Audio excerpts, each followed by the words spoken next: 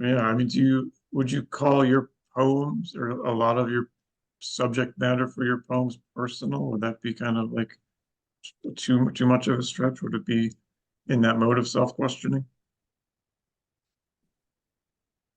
John, you want to go first, or you want me to? Oh, okay. I was gonna try to hand it off, but if you like, I'll go first. I'll go first. Yes, I mean, my family, I come from a large extended family on my mom's side, and you know, there have been moments where they'll be saying things, doing something, and somebody would be like, "Be careful, Dawn's in the room," right? Like I'm just like, I'm very quiet, a little on the shy side, but I observe. It's one of my favorite things to do, whether it's people I know or people I don't know. And so, yeah, I'm always looking for something, and oftentimes it will come to me like. I don't often just sit down and say, "Oh, I'm going to write a poem about this topic or about this person," but it will be in the moment of something happening, and it almost like becomes like that slow motion movie kind of tech thing, and it's just like then I start to feel it, and it's just like there's something here, and I need to remember this, I need to write it down. And so there is a lot of personal history in my work. I do try to throw in morsels of fiction to get it from. I do write pretty narratively, so to get it from like the beginning to the middle to the end, I do throw in fiction. But yes, I do write mainly from personal experience, and the manuscript I have that I'm working on now is probably going to be one of my most personal, and it's a little like I keep trying to take a step back and look, and as I write poems for it, if I'm writing about a topic that's just a little too tender, I will change point of view. Like I use a lot of second person. I think in my most recent poems, and but it gives me that distance that I need to see if it's a poem that's going to work, for other people, and not just for me, working through an idea or a thought.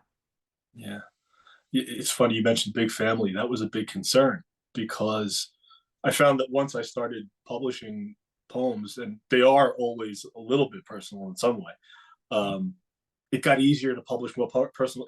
It didn't get harder. It got easier to reveal things. Like you literally almost become an open book at some point because it's like, it's just another poem and it's fine. But the big family thing was an issue for me. I had to get over that hump, and a few family members, I was not telling them what I was doing or anything. It was just, and I had a cousin, an older cousin, so he had seen a poem that had a little bit of eroticism in it. And I went to dinner with him, and I walked into the restaurant. He said, "Oh, the dirty poet's here." Oh, And I was like, "Oh, this is going to be tough."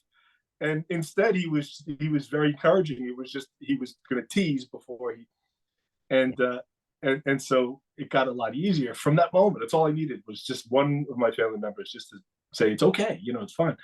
But I did say to my sister, I have two sisters, and I have a couple of boundaries where I don't write about certain things. I also don't ever find myself trying, but I don't do it. And my sisters are one of those things. I don't know why. I'm just a protective older brother or something. And I said to my sister one day, "Don't worry, I don't write about my sisters." And she said, "I'm not worried." I said, "You should be." I said, "You really should be, but you don't have to." I said, "Because everything else is here, so you should be worried."